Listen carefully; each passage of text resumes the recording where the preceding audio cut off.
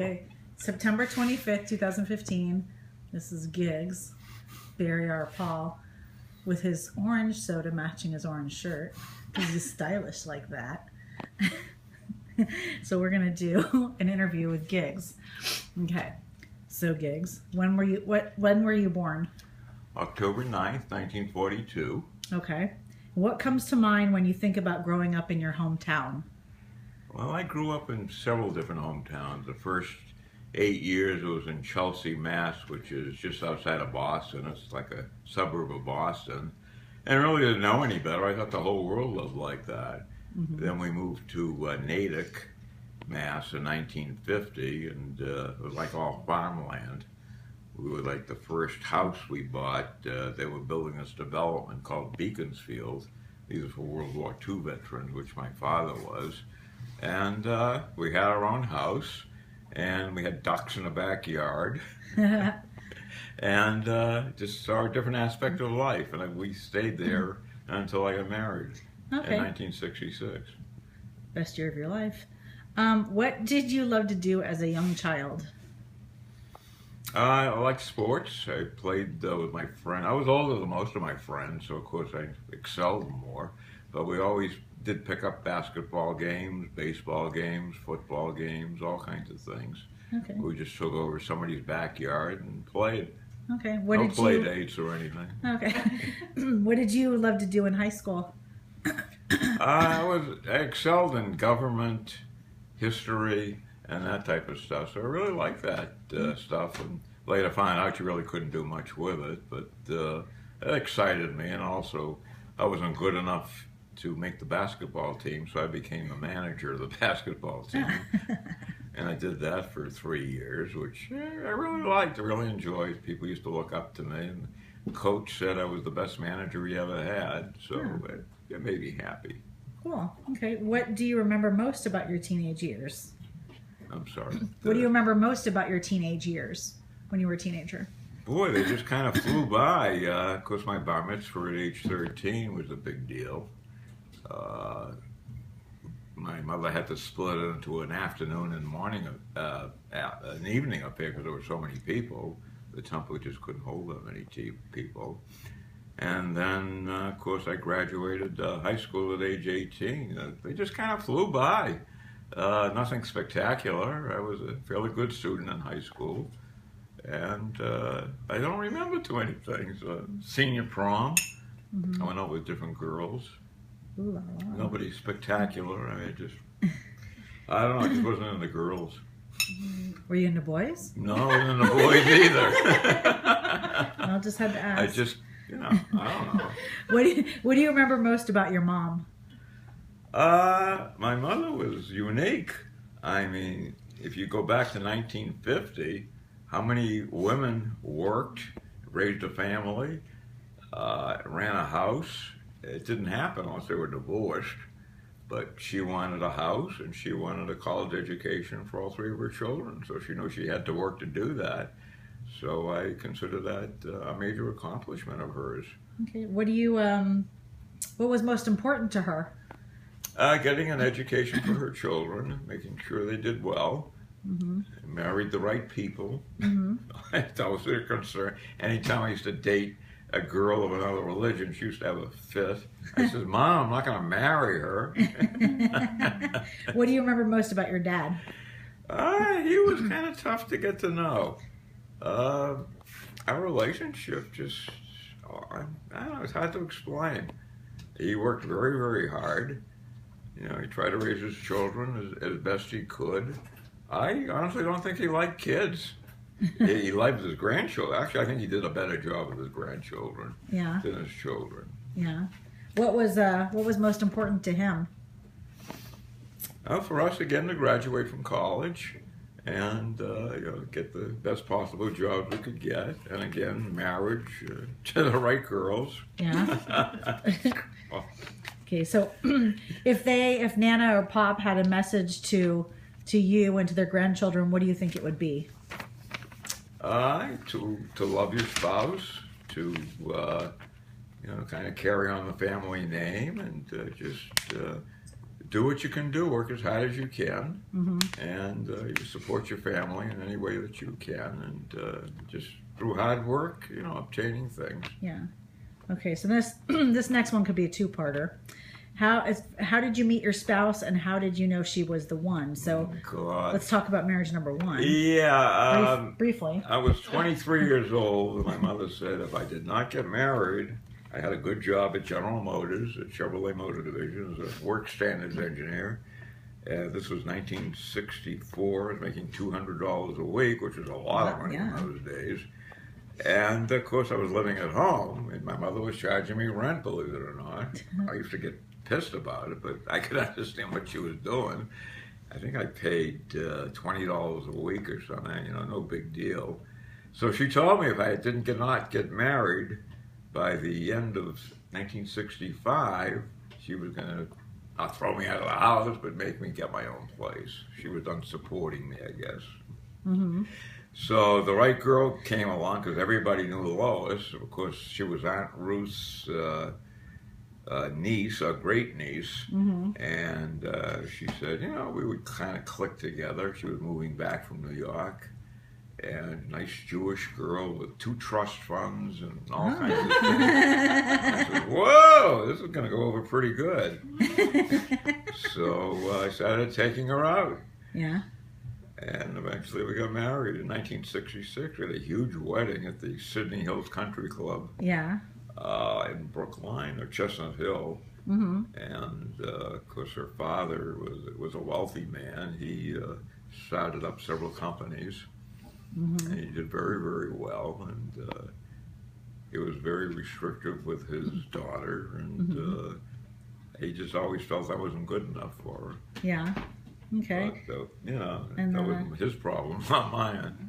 Okay, so how did you meet Brenda, and how did you know she was Brenda I met online. Thanks to I believe that. Love it, AOL. Yeah, me and Tim gave you the computer. On, God, like 30 different dates. Yeah, I remember. Oh, it was terrible because everybody lied. I always wanted somebody in proportion to weight and height. And this one woman said she was like the human bowling ball, I used to call her. I mean, God, she was under 5 feet, and she weighed 250 pounds. It was awful. So I said, okay, I'll give her one more shot. And I called Brenda, and we just kind of hit it off. Yeah. And she sent me a picture of herself. Of course, she didn't tell me it was taken a few years ago. I think she was in her late 30s. Yeah. And I sent her my picture from Lake Tahoe. If you remember the one, I think you doctored it up. I was wearing a hat, and I was like, you must be bald. Yeah. She said, no, I'm not bald. I was wearing a Red Sox hat. Yeah. And somebody else was in the picture, but you blurted them out. Yeah. I don't even remember who it was. Oh, Andy, yeah. Oh, it was Andy, okay. Yeah. And I started taking them out in October of '99. And I moved into her house the first of the year. And we lived together for about 6 months, and we decided to get married. Oh, okay. And her mother, who lived with her, felt threatened, I remember at the time, that I was going to kick her out.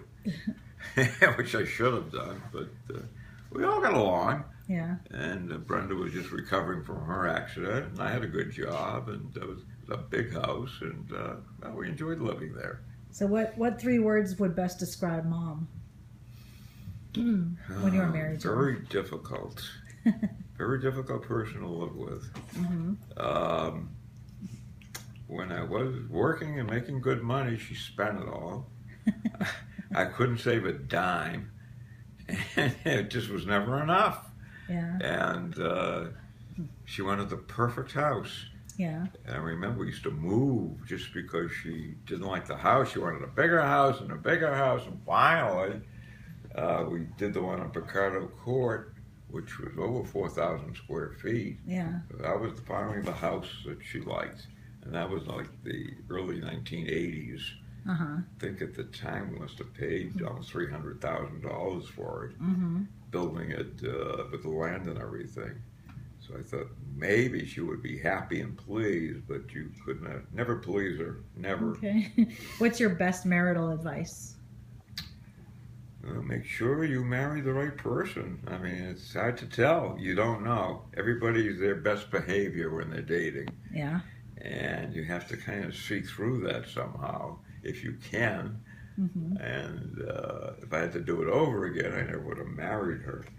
Uh,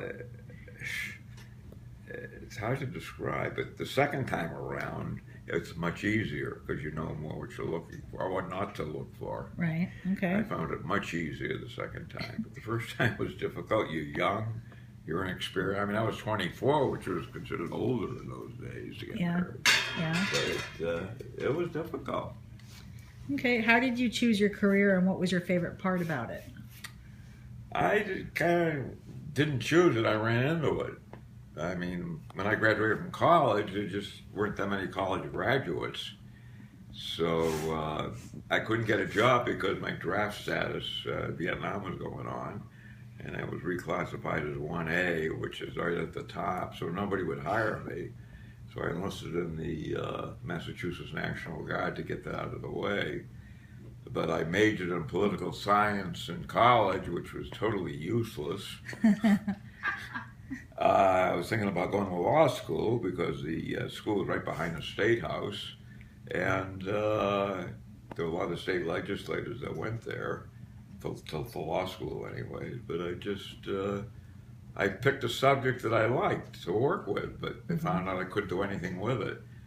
So my very first interview after getting back from the Army was the Chevrolet Motor Division for General Motors. Since very few people had a college degree, they said, we're going to make you a work standards engineer. I couldn't even spell engineer. I said, how do you make me an ass? I said, math was my worst subject. They said, we'll train you. So they sent me to General Motors Institute in Flint, Michigan to take courses in work standards engineering, and kind of worked on that. Worked for them, I think, for about 4 years.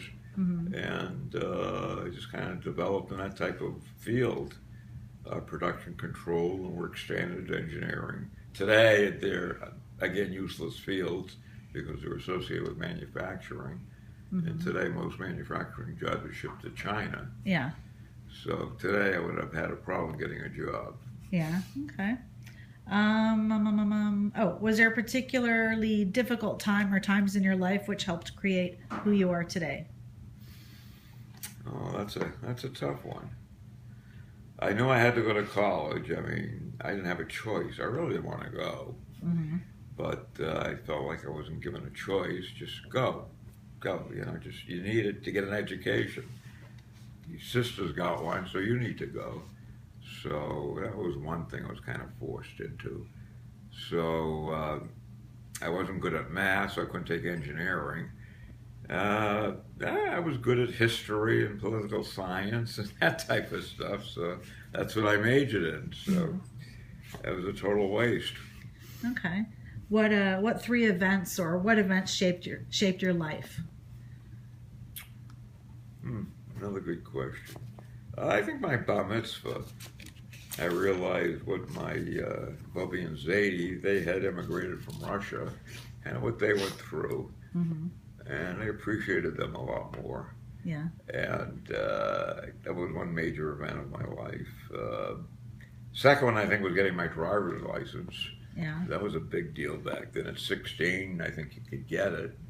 And the reason my parents were so happy to get it was they made me do all their errands for them. But the idea of getting the car was great. Yeah. And then, of course, going to college. That was a whole, event, 4 years of learning and doing different things, new things, and exploring those areas. Okay. What do you remember about when each of your children were born? Well, I remember how happy I was. Your mother tricked me the first time. She told me she was on the pill, and she was not. And she miscarried, thank God. So we never knew. We knew the first one was a boy. That was about it. I think she miscarried in the second or third month. Okay. Which, but then we said, gee, you're going to have any more children? So we tried, and of course, you were born. And I was just happy to have, a child. And I remember I came home from summer camp from the National Guard, and that's where you were conceived. Oh, okay. And then we were down to Miami to visit her parents. Nanny Diane bought us a weekend boat trip to the Caribbean, and that's when Erica was conceived on the boat. Ew, I didn't ask what I asked when we were And then she was born. born. 'Cause Oh. I was hoping for a boy, because we only wanted 2 kids. And when her head popped out, she had very dark hair, and nurse said to me, "It's got to be a boy." And then the rest of her came out, and she said, "Oh no, it's a girl." I said, "Oh God, another one." And that was it. So yeah. Okay. Describe the type of parent you think you were when your children were growing up. Well, I wasn't the parent I should have been, I'll tell you that. Yeah. I just spent a lot of time away from home to get away from my wife, one reason. And I really should have spent more time with them. And I didn't. I mean, I had to get out of the house. It was a madhouse. I mean, I was tired of the arguing and the fighting and the accusations and all the baloney that went with it. So Yeah. I just scheduled more and more trips just to get away from it. And I just think, I should have been home more. Yeah. What's your best parenting advice? To, teach your children how to be adults, what the right things are when they grow up. I mean, what can be good, what can be bad, what can you do to help them, and help as much as you can. Okay. How do you want to be remembered after you're gone? I just want to be remembered as a person that tried their best, a good person that tried to live life like you're supposed to live it, and work hard, and create a good environment for your children, and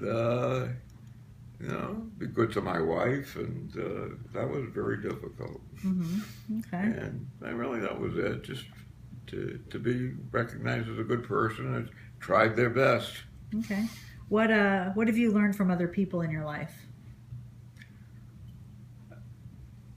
I think finding the right woman or the right person to live with is very, very important. I think that shapes your life and makes a big difference. Yeah. On growing old together and staying together. Had I married Brenda the first time around, I think we still would be married, and you just look at things differently. I don't care about things. I don't care about the handprints on the door or the dogs making duties in the rug. I used to go berserk over that. Oh yeah. So you mellow out a lot. Yeah. So what would you say some of the best decisions you've ever made were? I think moving to California was a mistake. Yeah. Why? Well, you guys were older, and I thought to myself, how would I feel if I was going into high school and I had to change the state I was living in, the city I was living with, leaving my old friends. Had you been younger, I think it would have been easier. Yeah. But I think that was a big mistake. I think it disrupted their lives too. I know it was a good decision for me at the time. It kind of destroyed your mother. Yeah. But she didn't object to it. I did make a mistake. After my first interview, Bob Neilbeck, who was the senior vice president, took me out for dinner, and we both got drunk. And I don't remember, but I agreed to take the job. And when I told your mother, she had a fit. He said, "You went to discuss it with her." He says, "Too late, I already accepted the job." The money was good, and they were going to pay for our move. Our move alone was like $12,000. Plus they paid to ship both cars, get a cheap mortgage. That's when we decided to rent and then build a house. Yeah. But in the long run, it was probably a big mistake. Yeah. Okay. But then it would have created other problems. Like, I think we would have gotten divorced in Florida. yeah. And what would have happened, I don't know. Yeah. Would you want custody of me and Erica? Yeah, I would have taken custody of you too. I don't think you'd wanted to live with her. I remember in Miami, we were living in North Miami Beach. Your mother took off. She went somewhere. She had it. And you kept saying, well, we'll just find a new mommy. And I said, okay, no problem. So that lasted about 2 days, and she shuffled back. Too bad. We were like, oh man. What are you most proud of in life? I'm proud of my children, their accomplishments that they've achieved. I think getting the degrees they got took a lot of hard work, and I'm proud of that fact. I'm proud of my 7 grandchildren. Actually, I count Jessica too as one, so I guess 8. Mm-hmm. But I look forward to see what they end up doing, and I wish I knew them better, but unfortunately living 3,000 miles away is just creates a burden. Yeah. But sometimes you have to do what you got to do. I mean, we had to move here because Brenda was going, her eyes were getting bad because Las Vegas weather is very, very dry.